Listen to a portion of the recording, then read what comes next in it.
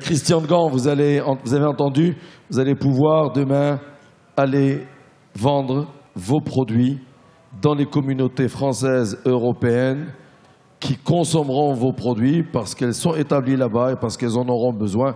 Et vous aurez certainement de beaux points de vente si vous vous rapprochez de ces fonds pour pouvoir aller vous implanter en Europe et en France en particulier. C'est bien ce qu'on nous dit. Je viens vers vous, Jean Kakou Diago, Monsieur le Président, parce que c'est aussi le président du patronat. Et je voudrais vous remercier de prendre le temps de venir partager avec nous. J'aimerais vous demander, vous, votre engagement en tant que patron, vous avez fait votre parcours, vous avez décidé, dans le cadre du patronat ivoirien, de partager des idées avec beaucoup d'entrepreneurs, le plus grand nombre possible, pour dire, d'une certaine manière, on peut entreprendre et on peut croire en ce qu'on est capable de faire. Vous organisez tous les ans un grand meeting? Oui. Je voudrais simplement dire que c'est parti d'un constat. La culture de l'Afrique francophone n'est pas orientée vers la prise de risque. Et on a formé chez nous beaucoup d'étudiants, de jeunes cadres qui ne rêvaient que d'aller à la fonction publique ou d'être employés de société. C'est un peu, on l'a hérité de la culture française. Ce qui est un peu différent des pays anglophones qui nous entourent. Alors, nous sommes dit qu'aujourd'hui, un pays comme la Côte d'Ivoire, nous avons 4 à 5 millions de jeunes sans emploi. C'est une bombe sociale à terme. Alors, nous sommes dit aussi que ce pays ne peut pas se développer que par des investisseurs étrangers.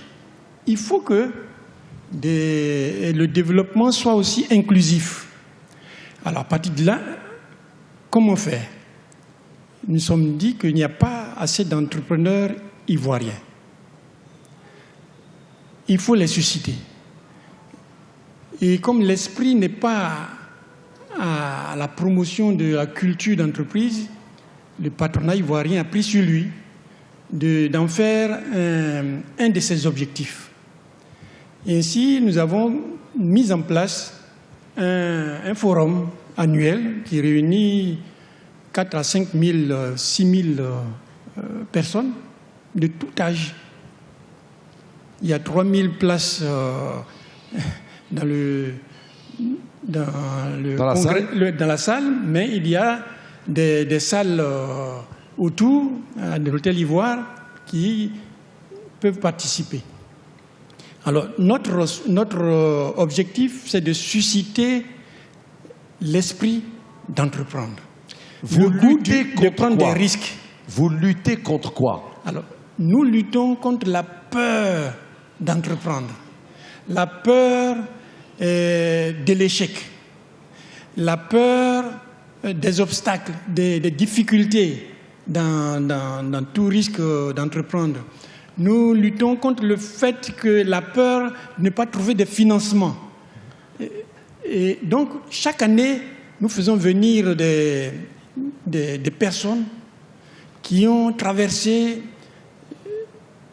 chacun à sa manière, des difficultés, qui ont créé des entreprises, qui ont résisté et qui sont devenues des PME florissantes, des PME en train d'être florissantes, et des PME qui démarrent, ou des mêmes qui sont devenues des grandes entreprises. Alors, notre souci, c'est de faire en sorte que dans une quinzaine d'années, il y ait, je dirais, une multitude d'entrepreneurs en Côte d'Ivoire.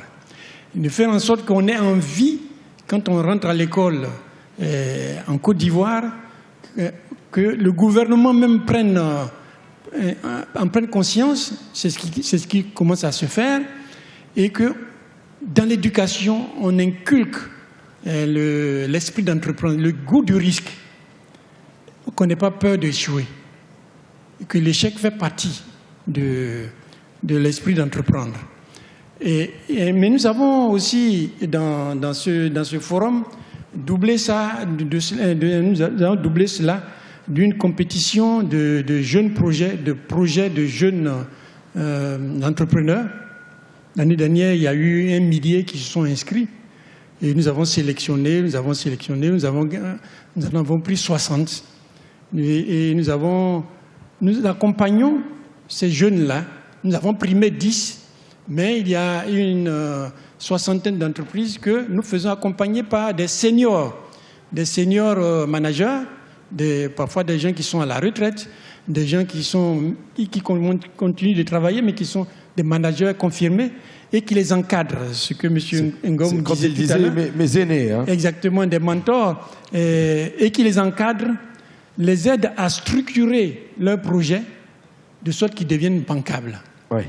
Et je peux dire aussi qu'on jette la pierre aux banquiers, mais les banquiers, quand un projet est bien structuré, bien ficelé, il n'y a pas de raison que les banquiers ne financent pas. Bon, et il faut accompagner l'entrepreneur jusqu'à ce stade. Ils accompagnent.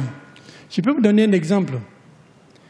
Moi, je venais de créer ma société, NCA, en 1995. En 1996, j'ai eu l'opportunité de racheter une autre société, d'une société française qui partait et qui cherchait à vendre depuis plusieurs années. Mais je n'avais pas d'argent. J'avais un projet que j'ai bien structuré.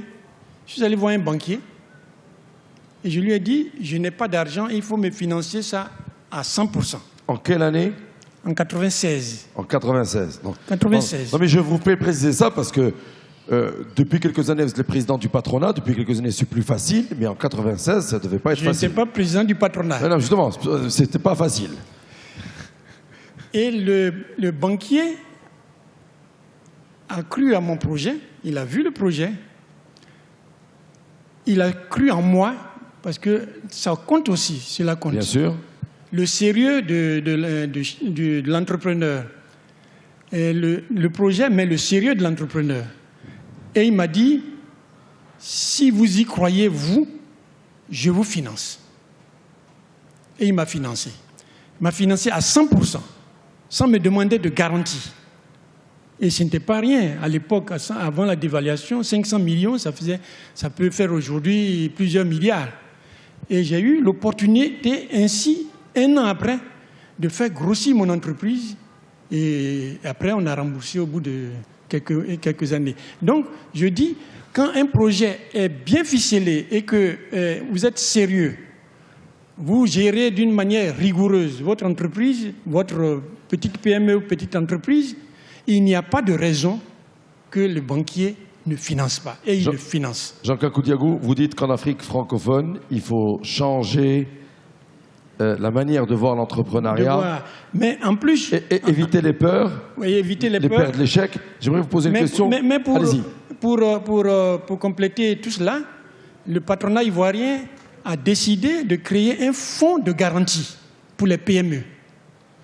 Pour répondre à votre préoccupation, nous avons créé un fonds de garantie pour les PME et qui permet, pour les jeunes entrepreneurs qui n'ont pas de surface, de pouvoir, avec un projet bien ficelé, bien structuré, avec des mentors en plus que nous donnons gratuitement, d'avoir des financements dans les banques. Ok, c'est quand ils n'ont pas 10 terrains, hein. C'est bien ça. Ils n'ont pas 10 terrains. 10 terrains même en garantie. Avec 8 terrains, les banquiers n'ont pas besoin. On peut s'arranger. Alors, j'ai juste une dernière question dans la culture africaine parce qu'elle me semble utile. Dans certains pays africains, on croit souvent qu'on peut réussir en tant qu'entrepreneur. Alors, on dit ça maintenant de manière moderne. On dit si nous avons un mentor. Alors, je ne parle pas du mentor au sens où vous le dites, ou au sens où Isabelle Béard le dit, c'est-à-dire celui un protecteur. Oui, mais plutôt un protecteur, quelqu'un qui vous protège, qui fait en sorte à ce qu'on puisse vous ouvrir les portes. Est-ce qu'aujourd'hui, c'est révolu ou est-ce qu'il faut continuer à travailler pour casser cette idée et que les entrepreneurs peuvent ne pas avoir de protecteur et oser entreprendre? Nous avons fait l'année dernière et l'année d'avant le forum sur ce thème pour expliquer qu'on n'a pas besoin de protecteurs pour oser entreprendre. Il faut avoir un projet bien ficelé et être sérieux soi-même. Et savoir où vous allez. Dans le développement de votre affaire, qui est votre protecteur? Personne. Bon Dieu. Merci beaucoup, ça mérite des applaudissements, mesdames, messieurs. On va aller vers la session des questions-réponses. Je voudrais vous rappeler le hashtag FIAD 2016 QR, hashtag FIAD 2016 QR.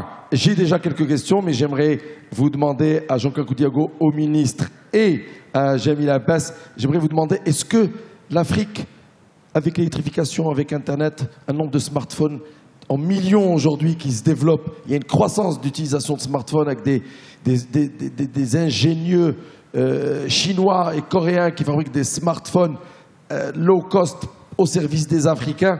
On va avoir un changement dans le comportement qui se fait à l'œil nu. Est-ce que l'Afrique est capable de mener cette 4e révolution industrielle, est capable de rentrer à l'utilisation de ces nouveaux univers, ou va-t-elle encore être larguée, oubliée et continuer à ramer dans 100 ans?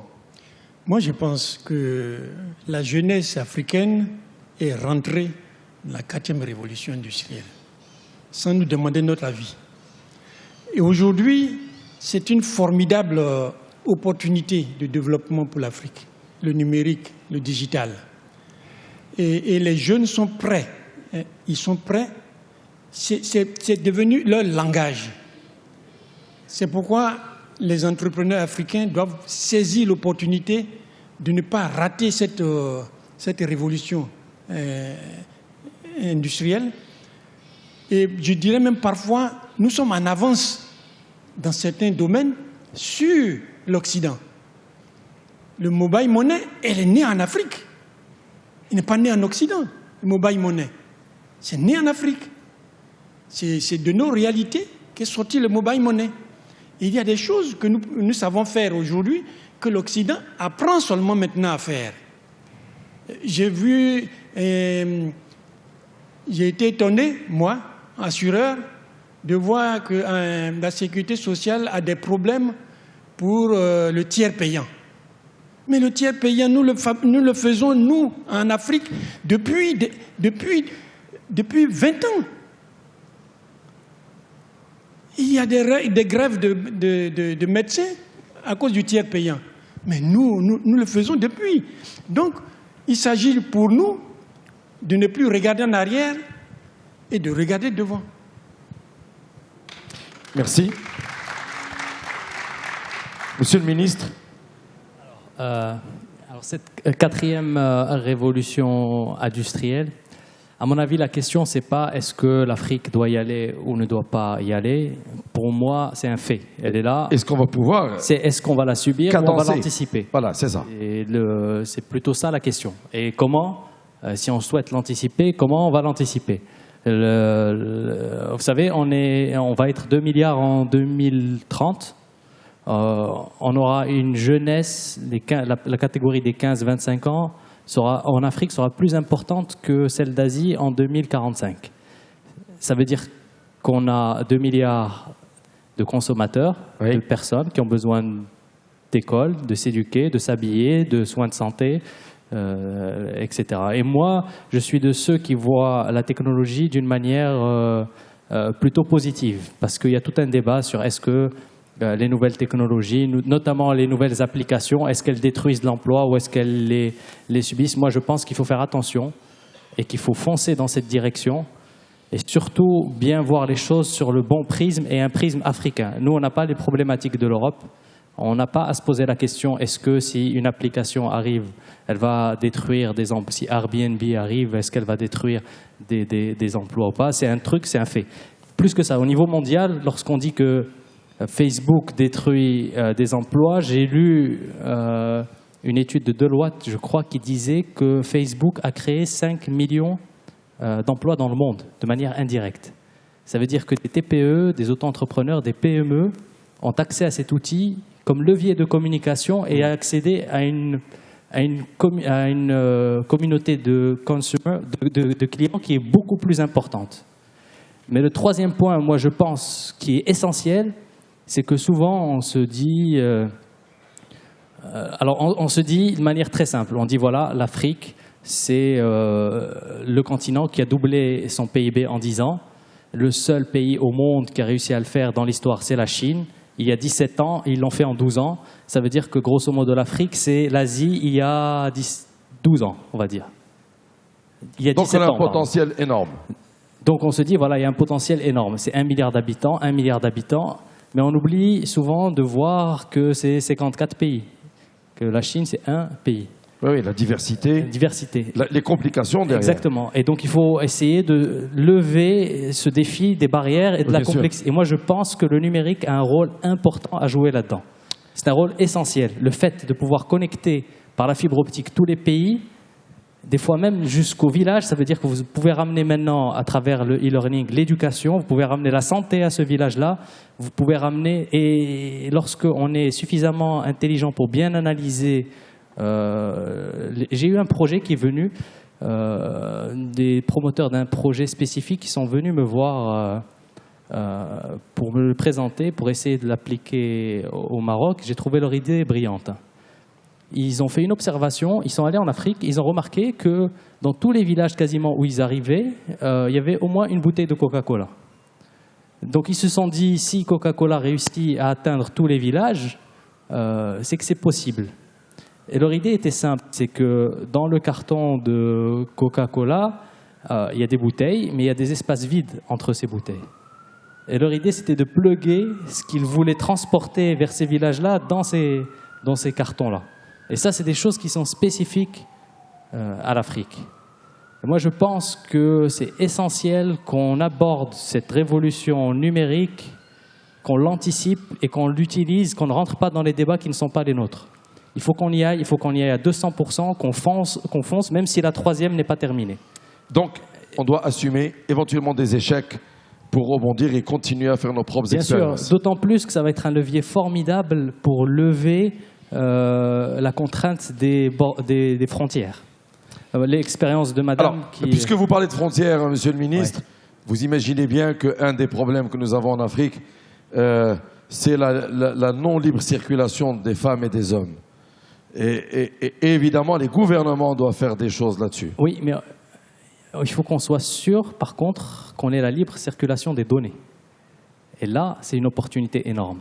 On ne doit pas attendre qu'on ait la libre circulation des hommes pour libérer celle des données. Oui, mais c'est de manière à ce que la plateforme, par exemple, de madame puisse être répliquée dans n'importe quel pays du moment qu'il y a l'accès Internet là où elle est. Et ça, c'est un travail qui n'a pas été fait. Il faut qu'on y aille, il faut qu'on fonce dans cette direction pour nous éviter de ne pas la prendre en pleine figure, cette révolution. Pour qu'on en fasse vraiment un levier qui nous pousse vers l'avant. Et ça, c'est important. Les sujets de circulation des hommes et des marchandises, c'est une chose sur laquelle on doit travailler, on doit avancer, mais ça ne doit pas inhiber l'accélération du côté numérique. Merci beaucoup. Jamil Abbas, what's your opinion about this fourth industrial revolution and how can Africa be a part of it and not follow it? We've had agrarian revolution, we've had industrial revolution, and now we are on the digital revolution.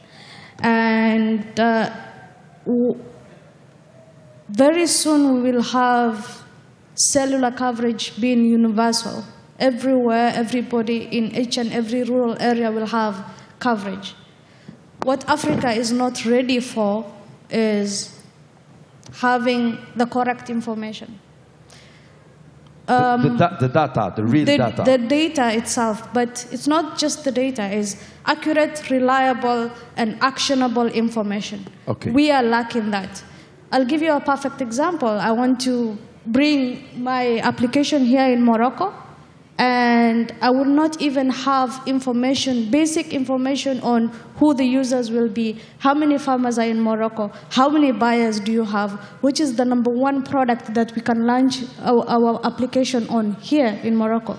So what is lacking is infrastructure in terms of technology is there. We have the mobile payment, we have the mobile itself, we have everybody having access to that. But what we don't have is the actionable information that we need.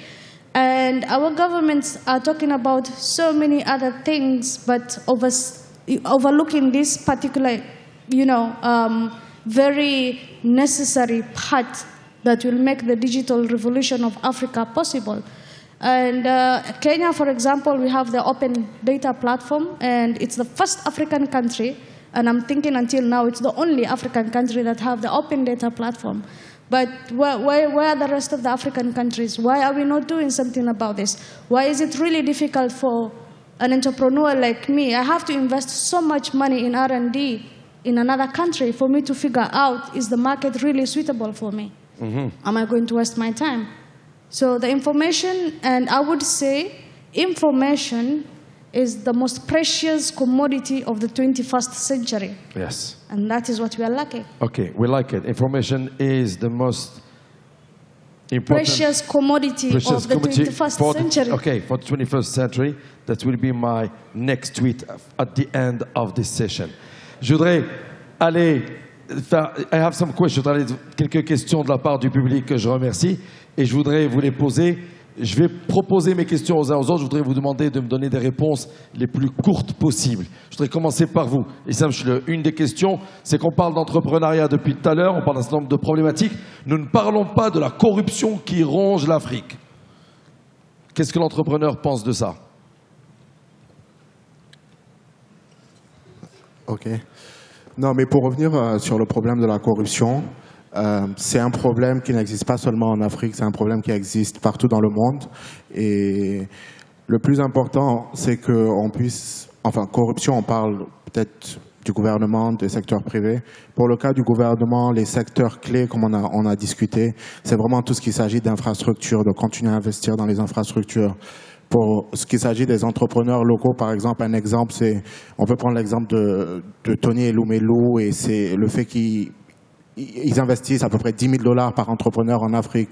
Un entrepreneur malien ou d'Afrique francophone, il rentre, il va devoir payer pour créer sa compagnie $500, $1 000, $2 000. Un entrepreneur au Rwanda ou à Nairobi, il rentre, il ressort, sa compagnie est créée et il a dépensé 0 francs. Donc c'est ces petits problèmes en termes d'environnement des affaires qu'il faut essayer d'adapter aux entrepreneurs, parce que juste pour des petits changements comme ça fait une grande différence pour leur démarrage. C'est tout. Merci. Je voudrais poser la question à Christian Ngan. J'aimerais vous demander, vous, qu'est-ce que vous pensez de ces problèmes de corruption en Afrique, puisque c'est revenu plusieurs fois dans les suites? Personnellement, depuis que j'ai démarré mon activité, je n'ai jamais eu à faire face une seule fois réellement, je dirais, à un problème de corruption. On vous a jamais bloqué un dossier pour un coup de cachet attendant quelques billets? Non. Ok. Non. Vous vous en sortez bien? Disons que j'ai plus fait face à l'incompétence qu'à la corruption. Et l'incompétence se paie aussi cher que la corruption. Donc, Merci beaucoup. Merci. Question à Jean Kakou-Diego, parce que l'incompétence peut coûter aussi cher, encore plus cher que la corruption. J'ai 2 questions pour vous. La première, c'est, ça concerne la Côte d'Ivoire. La première, c'est, alors, je suis en train de la rechercher. On nous dit quelles sont les caractéristiques du leader et du leadership qui doivent être les plus importantes pour les entrepreneurs en Côte d'Ivoire? C'est la même chose dans tous les pays du monde. J'ai coutume de dire, un entrepreneur, c'est un entrepreneur. Il n'y a pas de management africain et de management occidental. Il n'y en a pas. Le management, il a ces caractéristiques qui sont les mêmes dans le monde entier. Ou bien vous êtes rigoureux, vous avez une vision, vous avez une stratégie que vous suivez et que vous mettez vous analysez vos forces, vos faiblesses et que vous adaptez vous adaptez à l'environnement pour atteindre l'objectif que vous recherchez dans la rigueur, c'est la même chose que vous soyez en Chine ou en Côte d'Ivoire. Donc, pour moi, le management, c'est le management.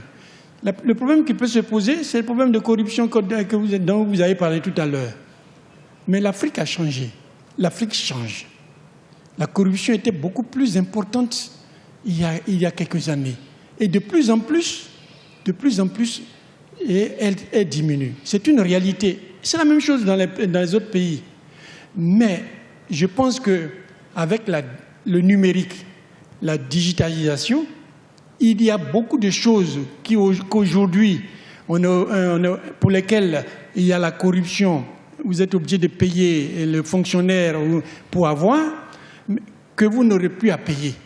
Avec la digitalisation, on élimine une grande partie de la corruption qui gangrène un peu nos sociétés. D'où l'intérêt d'aller vite. D'où l'intérêt d'aller vite dans cette voie. Merci beaucoup. Question pour le ministre Mamoun Bouhoudoud. Concernant le nouveau statut d'entrepreneur, y a-t-il un programme d'accompagnement et ou de suivi de ces jeunes entrepreneurs? C'est une excellente question et c'est une question qui s'est posée chez nous en amont. C'est-à-dire qu'on adresse une cible qui est tellement variée, tellement vaste et tellement répartie sur tout le territoire national. Est-ce que nous, on doit mettre des agences partout? Est-ce que nous, en tant qu'État, on a la capacité d'aller partout et donner l'égalité des chances à tous ces auto-entrepreneurs? La réponse est non. Donc, la vision qui a été développée, c'est de faire en sorte que l'État, justement, fixe le cap et soit l'agrégateur des personnes qui souhaitent aller accompagner, faire du mentoring et développer ce type d'auto-entrepreneuriat. Donc, nous, on fixe le cadre, on agrège les agrégateurs. Et les agrégateurs, eux, bien sûr, c'est eux chez qui on libère les énergies pour aller vers les auto-entrepreneurs. Mais il faut qu'on soit sûr que les personnes à qui on délègue aient les capacités, soient éthiques et des valeurs et puissent rentrer directement dans notre stratégie. Parce que malheureusement, on s'est rendu compte aussi qu'il y avait pas mal de charlatans. Il y a pas mal de personnes qui, quand ils voient un nouveau programme, c'est une opportunité pour avoir de l'argent public et pour aller... L'État va mettre de l'argent, il faut Exactement. L'État va mettre de l'argent, donc il faut que j'en profite. Donc notre rôle, c'est celui-là, c'est d'être sûr qu'on mise sur les bons chevaux qui, eux, auront un rôle d'entrepreneuriat. Bien sûr, à notre échelle aussi, on développe une capacité d'avoir des mentors et de faire des relais au niveau des écoles, des universités, des chambres de commerce aussi, et des différents partenaires. Mais ce serait nous mentir que de dire qu'on doit créer une armée de mentors. C'est parfait. Merci beaucoup pour la réponse. Et Sam Schle. Oui, je voulais juste toucher sur le rôle du gouvernement pendant ma première intervention. Je donne encore l'exemple des pays anglophones et des pays francophones. Prenons le cas des incubateurs, par exemple, ou des accélérateurs, ou des fonds d'investissement ciblés PME.